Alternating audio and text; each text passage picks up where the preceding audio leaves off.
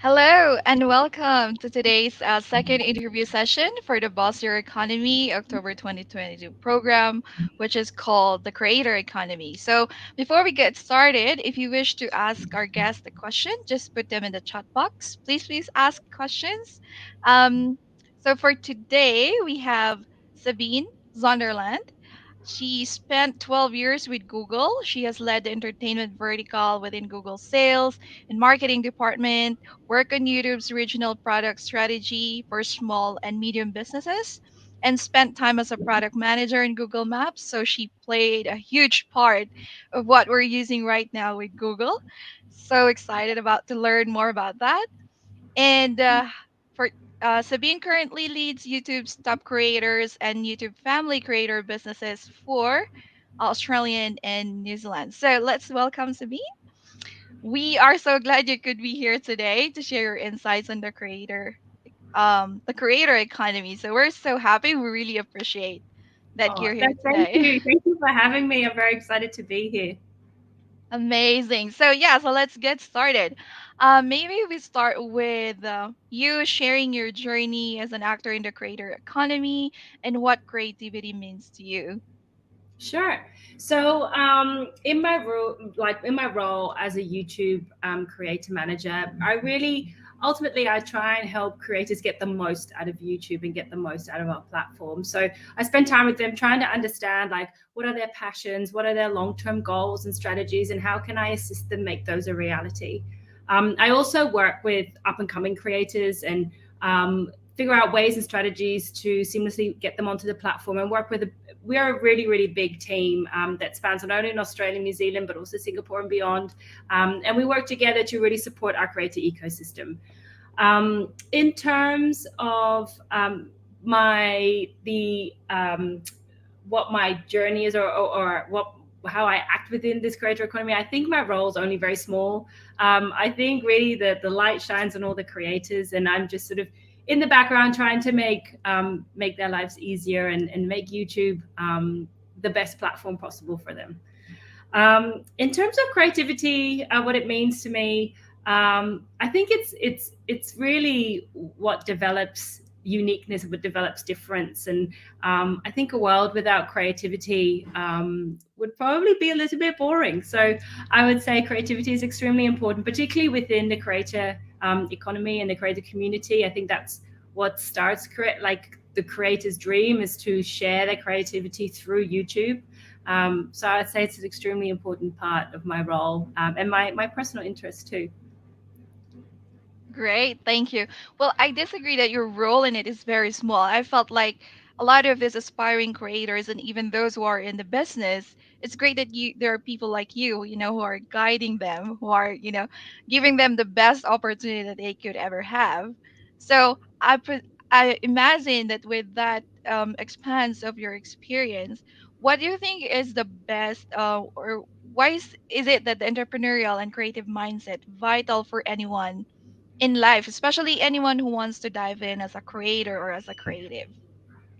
Um, well, I think I often like to try and compare it to the absolute opposite. So imagine if there's a world without any creativity or without any entrepreneurs and without the Steve Jobs of this world, you know.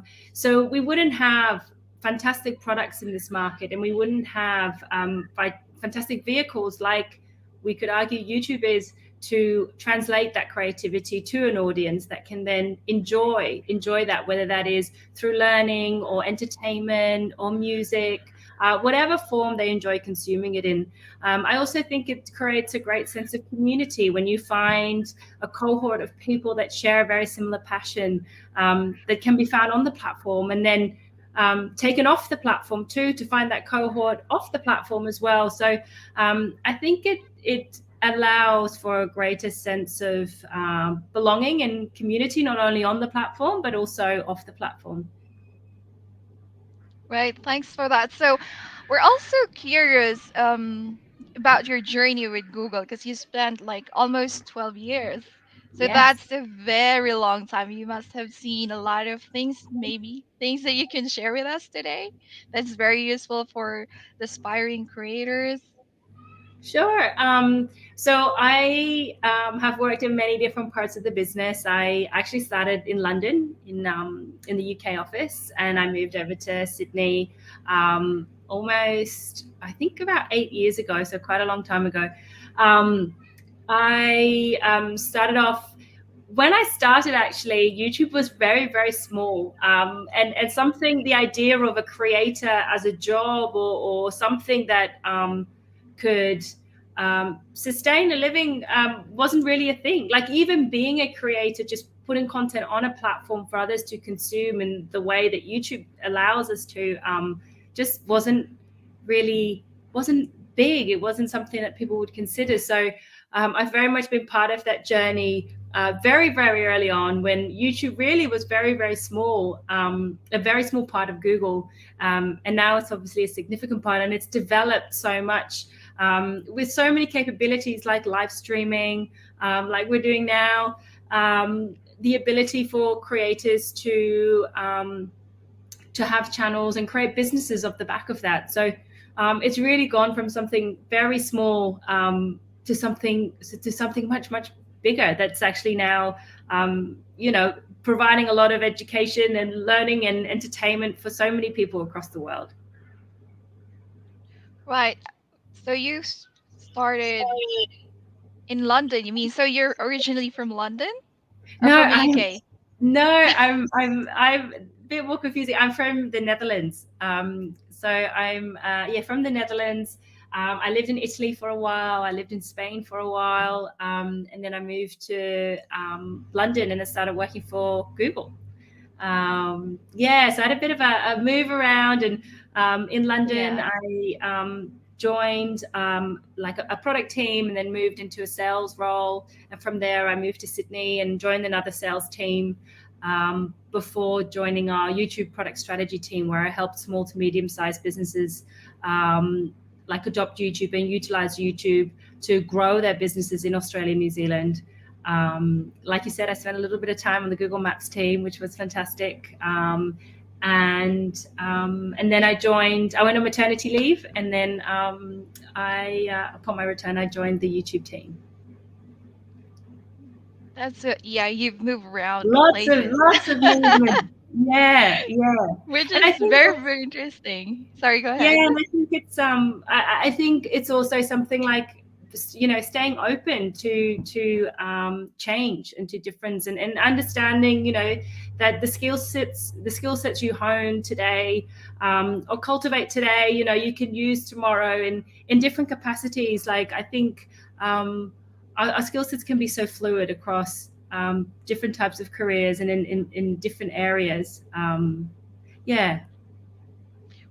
Um, is it okay for you to share with us, like, if someone wants to work with Google, or yeah, with Google or YouTube, because YouTube is with Google anyways. But if they wanted to work with Google, what would be like their top skills, or what would be the career that they would be looking for, or what is the career would look like, maybe? Well, I don't work within the people ops or recruitment teams. So I don't know the ins and outs of it. But I think, like with any career, understanding sort of what your passions are, understanding what your skill set is, understanding what might be required of you in a particular role or a particular job, and bridging those knowledge gaps, or doing courses or trainings like Academy of Entrepreneurs offers to bridge those gaps. I often, like, one piece of advice that I often that I've always used is, I might not always be the most sort of perfect candidate for a role, but I always endeavor to be the most interesting one. And that is, I really love doing courses. I love studying. I love learning. And that's something that's very innate for me. I tend to read nonfiction books. I really enjoy, I try and do a new course every single year across different things, across different disciplines, because I think we can learn across many different disciplines to inform our opinions within the realms of where we work. And I think, yeah, I think it's allowing yourself to be curious and open to difference, and allowing that to not necessarily influence, but take on board and develop your thoughts and opinions on things. So yeah, I can't tell you exactly the formula of how to get a role at YouTube, but I think, like with any career, find your passion, hone in your skill set, and go for it. And also, I think, don't be knocked down when maybe you don't land the first job, because maybe it's not right for right now. But maybe there's other things in your path that might need to happen first before you get that role. But I always encourage people not to see a no as something negative, but to see a no as an area for an opportunity for development and growth, and then to come at it the second time even stronger, you know. Right. So there's a lot of great things that we can really take from what you said. But the one that you mentioned about, like, you might not be the best candidate, but you stay interesting. So, how do you do that? Like in your personal life, in your journey, in your career, I mean. So, yeah, how to stay interesting as a person? Or Well, I think it's very personal. I think it's an extremely personal decision of how, but I think, for example, personally, I love to learn. And so I love reading. I do different courses. I think over the years, like, I've done things from creative writing to SQL to, it's a great diversity of, mm, and of pools of, I guess, education that or thoughts that I've pulled knowledge from. And I think ultimately, when you're interviewing for any role in your career, it's understanding what's that value exchange? Like, what can I offer? Um, what are the skill sets that I can offer that are in demand, or that are of interest? And what is it that, what can I offer them, and what can they offer me? And am I happy with that exchange? So, it's just trying to figure out of, like, what value do I want to bring to the table, and how do I want to position myself in that conversation. um, yeah, so I think it's very, and I think individuality is so important in that too. Like, I think we're all different, and that's a wonderful, wonderful thing.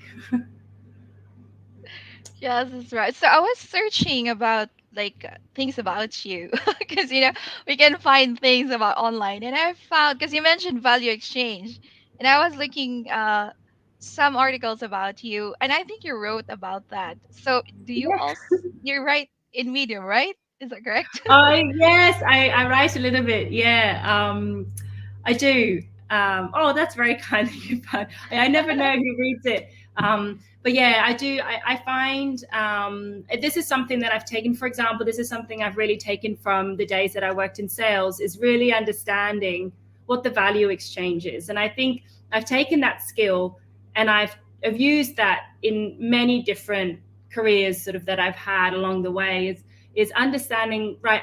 I'm in a sales capacity, for example. I'm trying to sell X to my customer, and so it's really understanding what is it that my customer desires, and what is it that my customer might want.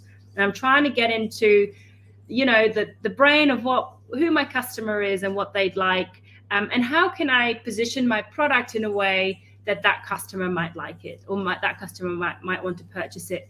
In order to do that, I need to get to know my customer really, really well first before I can position my product in a great way. And I think you can use that analogy in lots of things in life, including in, like, job interviews or careers. Like, what is this value exchange between me and the other party, and how can I position myself in a way that is most appealing? Yeah, so I take that analogy with me in a lot of different roles that I've had. So there's bits, along the way that you can pick and be like, oh, this is interesting. I can use that in different capacities. Yeah, amazing. Because the value exchange is really, really important. Like sometimes we only think of it on the sales setup most of the time, but taking it into the business, also with when you're looking for a career interviewing. I believe that's truly important. Mm. So thank you so much for sharing that to our audience today. So another question is, what would you recommend to some just starting their first steps to becoming a creator or influencer? Um, so I think first off, it's really spending time on the platforms that you want to create for. So you feel really comfortable with the types of content that is on there. And you know what your passion is. So you really hone in on that passion and say, this is what I'm passionate about. I can authentically communicate this to an audience. Um, and really figure out, like, what is my message, what do I want to talk about, what do I feel strongly about, and what is something that I can continue talking about for not one episode but many to come. Or how do I want to, like a lifestyle vlog, for example, is actually very diverse every single time you watch it, whereas maybe a beauty or a makeup tutorials might be to some extent a little bit more like have similarities, whereas like a lifestyle vlog is like, oh, do I have the time in my day or several times a week to go out and film myself doing something. Um, Let me give you an example of Australian creators. How Ridiculous is one of Australia's most popular channels, and they do trick shots. And I don't know if anyone's familiar with them, but trick shots can take a really long time. And so it's a long time trying to shoot content. Now you need to be aware, like, do I have the time in my week to dedicate that kind of time to generating content? Do I have other things like school or university or a job or other things that pull at my time?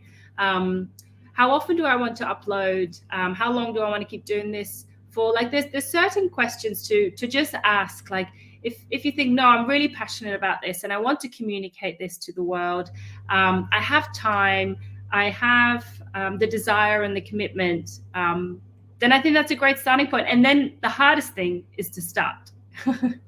I think that's the trickiest of all of them, is to just start. Because once you start, you can start understanding the response to your content. You can get familiar with YouTube analytics and understand, where's my audience based? Are they based in the country I live, or are they based elsewhere? How old are they? How long are they watching my content? When are they dropping off? You can start asking yourself these questions, and then suddenly you've got this data to inform your next video. And then you've got more data after you've done a few videos, and then you can use that to inform your next video. And that sort of that cycle just continues. Thanks again. That's very, very valuable for anyone who is starting, taking their or about to take their first step into becoming a creator, an influencer. I think it really takes time. But I believe it's a very it's a it's a space where there are going to be a lot of opportunities for sure. Mm. So can you is it okay for you to share any opportunities that are around for the creators? Um, I think opportunity is really anywhere. I think, well, one, of course, today we're talking about YouTube specifically, but I think um, I think if there is, yeah, I would very much say that there is nothing specific I can say in terms of go and do this and that will lead to success. But in terms of if you have a passion that you wish to communicate with the world, there are many ways today to do it. And I think the internet is just create, and the internet and other platforms upon that have created all this opportunity worldwide to share your voice worldwide with a community that you can now reach across the globe. Whereas maybe many years ago, before we had the internet, you'd have to gather your troops sort of in person. You have to find your tribes, in real life. Whereas now, look, you and I are in completely different countries having this conversation. So um, that's an opportunity that just didn't exist years ago. So I feel like the world is full of opportunities. So it's not really anything specific, unfortunately, that I can I can reveal, but I think there's a lot of opportunity around for creators nowadays. Right, right. I agree. And also, from someone who's really working with creators and influencers, you see all those opportunities come to them. So that's a validation for us, for anyone, who wants to be in the creator space. So a little bit personal question is like, what would be the best piece of advice you can give to a younger version of yourself? Oh, this is always a tricky one. I can never choose. I actually have quite a lot of advice I would give myself, but I think I think we've spoken to it a little bit. But I said one: lean into your passions. If you're passionate about something, um, let that really lean into that and see where that can take you. I think within that, also stay curious. I think curiosity allows us to be open to new opportunities and new experiences and meet people and that can influence our path. So I think staying curious and leaning into your passions. And thirdly, well, I've got a few. Thirdly, I'd say celebrate your individuality. I think that's leaning into that passion. So celebrate that. Celebrate that you're an individual and you've got your own curiosities and you've got the path you're on. I think that's something to be proud of. And I think that leads into pep talk. I definitely wish I had more of it when I was younger. Just be your own biggest cheerleader. Like have that pep talk. Be like, come on, we can do this. Because I think, if you believe in yourself and believe in your passions and believe in what you're capable of, like you can really achieve just about anything. I really truly believe that if you put your heart and soul into something, the opportunities are really endless. Right, they're all awesome um, sharing piece of advice, pieces of advice rather. So, so staying curious and also passion. Personally, how did you discover your passion, and how can you tell like, yeah, this is what I'm passionate about? I think it's a really tricky one. I think something that I've discovered over the years that is something that has always stuck with me and that I'm passionate about is learning. I love to read. I love to learn. It's something that if I don't read or like if I'm not, I guess, intellectually stimulated for a while, I actually realize that there's a bit of a fire in me that's sort of dimming. And so being able to discover that allowed me to it's for me it's really re-energizing. So it allowed me to acknowledge of, hey, I haven't learned something in a while, or I haven't stretched my brain in a while, so I need to go and do that because that gives me energy. So that that's a passion of mine. And I have I feel like I have a lot of passions. I love sports, I love swimming, I love climbing. So there's things in there that I have passions. And I also would like to say that just because it's a passion doesn't mean you have to, like, I'm not a particularly good climber, but I do really enjoy it. So I think the two don't often have to go hand in hand. But I think that's something that I feel is one of my and I think also it's not something that I've always known. I think it's okay for that to change, for your passions to change over time, and to lean into them. And I think that's why I tend to say stay curious, because something that you might be passionate about today might change in the future, and it's okay for that to change, because ultimately that leads us to new adventures and new avenues. Right, that's true. Actually, like the one that you said that, when your passion is like something that energizes you, gives you energy, and also you don't have to be really the best for it. I really, really love that. So, we've got a few minutes left. So, is there anything that you would like to share with our viewers today, or maybe top three things that you would like to leave with Um, them?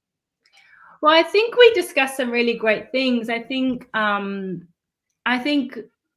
you know being true to your passions and who you are and being your biggest cheerleader is really important, particularly on this journey of Like if you decide to go down the route of becoming a creator, um, those things are quite important, you know, to figure out what is it that you're passionate about, or maybe you already know what you're passionate about, and then figuring out like, right, so I know what I'm passionate about, I know what I'm going to create my YouTube channel about, and then figuring out, well, how am I going to do this? How much time do I have available? Like all the practical things, Yeah. you know, really planning that out. Like, do I have time for this, and how much time can I dedicate to it?